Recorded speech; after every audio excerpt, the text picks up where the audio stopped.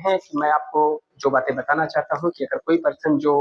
Advocacy profession में litigation field में आना चाहता है और बेसिकली अगर वो क्रिमिनल मैटर को डील कर रहा है, और ये बातें और ज्यादा जरूरी हो जाती है जब वो डिफेंस काउंसिल है, मतलब स्टेट के अगेंस्ट में जब वो अपने क्लाइंट को रिप्रेजेंट कर रहा होता है, तो उस सिचुएशन में जो बातें ध्यान देने वाली है कि वो यही बातें हैं कि जो एडवोकेट होगा, क्योंकि वो स्टेट के अगेंस्ट में क्या है कि जो ऑफेंसेस होते हैं, अगर अगर जो क्राइम होता है वो क्राइम स्टेट के अगेंस्ट में होता है, तो वो पर्सन भी कंप्लेनेंट भी होता है, स्टेट भी होती है। तो अगर आप डिफेंस काउंसिल हैं, जो बेसिकली आप अपने एक पर्सन को जब आप रिप्रेजेंट करते हैं, उसको डिफेंस करते हैं, तो आपकी जो लड़ाई होती है, लड़ाई इन द सेंस आपको जो अपनी बातें रखनी होती हैं, वो स्टेट, दूसरी पार्टी स्टेट होती है। स्टेट का मतलब पूरी मशीनरी जो होती है, जो गवर्नमेंट एडवोकेट होते हैं, जो इन्वेस्टिगेशन ऑफिसर होती है, सारी प्रशासन वो स्टेट हो गई, स्टेट एक बॉडी हो गई। और दूसरी चीज है कंप्लेनेंट, कंप्लेनेंट हो गया, कंप्लेनेंट इंजर्ड, जो विक्टिम, जो पर्सन हो गए, वो सारे के सारे लोग एक साइड हो गए, और एक्यूज पर्सन जिसके अगेंस्ट में एलिगेशन लगा है, उसके जब आप एक्यूज होते हैं तो उसकी तरफ से आप होते हैं। तो मतलब जो आपकी सीधी सीधी जो लड़ाई है वो स्टेट के अगेंस्ट में है,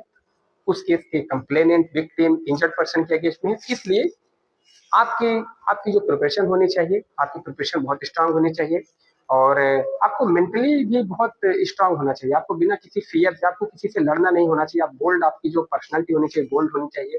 क्विक डिसीजन लेने की कैपेबिलिटी आपके अंदर होनी चाहिए। और दूसरी चीजें ये हैं कि क्योंकि आप स्टेट के अगेंस्ट में हैं, तो अगर आप बहुत फियरलेस रहेंगे तभी आप अपनी बात को कोर्ट के सामने बहुत अच्छे से रख पाएंगे। तो मेरा ये मानना है कि अगर कोई भी पर्सन है जो लिटिगेशन में बेसिकली वो क्रिमिनल मैटर को डील कर रहा हो, वो लर्नेड और वो डिफेंस काउंसिल की तरफ से है, तो मेरा ये मानना अगर वो पर्सन खुद स्ट्रांग होगा,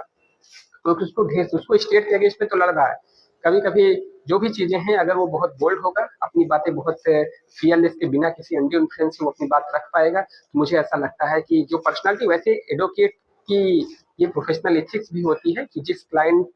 का वो सिग्नेचर